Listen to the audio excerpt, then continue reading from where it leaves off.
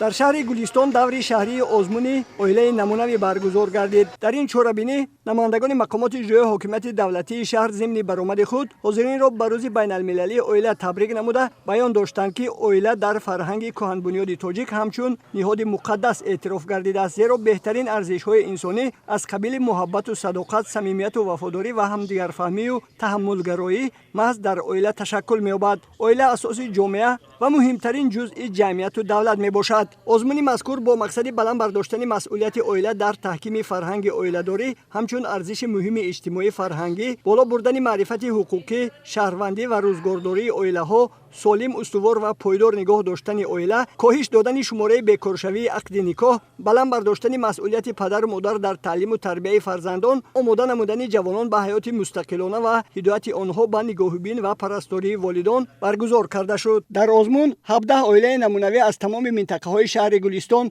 اشتراک نمودند. اشتراکچیان چوربینی اویله‌های نمونه‌ای و تجربه روزگار دیده بودند که در ساحه‌های گوناگون فعالیت کرده در پیشرفت و آبادی وطن سهم گذاشتند. آنها در برآمدهایشان تاکید نمودند که مستحکم و پایدار گردانیدن اویله باعث استواری و پرقوتی دولت و ملت و جمعیت بوده. توسط اویله‌داری ما می‌توانیم بهترین عنعنه عادت‌ها را ادامه داده، خودشناسی ملی و معرفت بلند اویله‌داری را در ذهن و مغز اهل جامعه به خصوص جوانان جایگیر نماییم.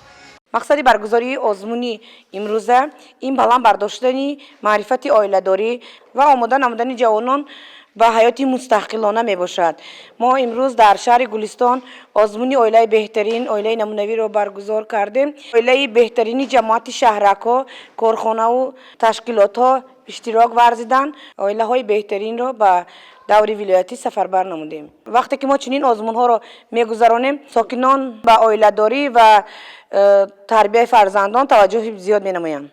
ذکر گردید که اساسگزار صلح و وحدت ملی پیشوای ملت پرزیدنت جمهوری تاجیکستان محترم امامعلی رحمان تاکید نمودند که مسئله معرفت اویله‌داری، بلند برداشتن مسئولیت پدر و مادر در تعلیم و تربیت فرزند، آماده کردن فرزندان به حیات مستقلانه و پایداری اویله از جمله مسائلی میباشند که توجه دائمی تمام مقامات دولتی، مؤسسه‌های تحصیلاتی و کل اعضای جامعه را تقاضا میکنند. آزمون مذکور از روی شرط‌های اویله نمونه‌ای در محل زیست، سالمی اویله در مناسبت‌های اویلوی و تربیت درستی فرزند، سهم اویله در آبادانی خانه، کوچه، محله و جماعت شهرک‌ها، اشتراک اعضای خانواده در کارهای جمعیتی، نقش اویله در حفظ ارزش‌های فرهنگی ملی، شرایط مساعد مهیا گردیده برای تعلیم و تدریس فرزندان، زباندانی و اشتراک آنها در آزمون‌های شهری، چوربینی‌های فرهنگی و ورزشی، سفربرسازی فرزندان و نویرگان به خدمت مادر وطن و سهم اویله در پیشگیری عامل‌های نامطلوب جامعه جریان گرفته، غالبان مرحله شهری به دور ولایتی راه خط گرفتند. با اشتراکچیان فعال و غالبان و جایزه‌داران آزمون مذکور تحفه‌های خاطروی مقامات اجرایی حکومت دولتی شهر گلستان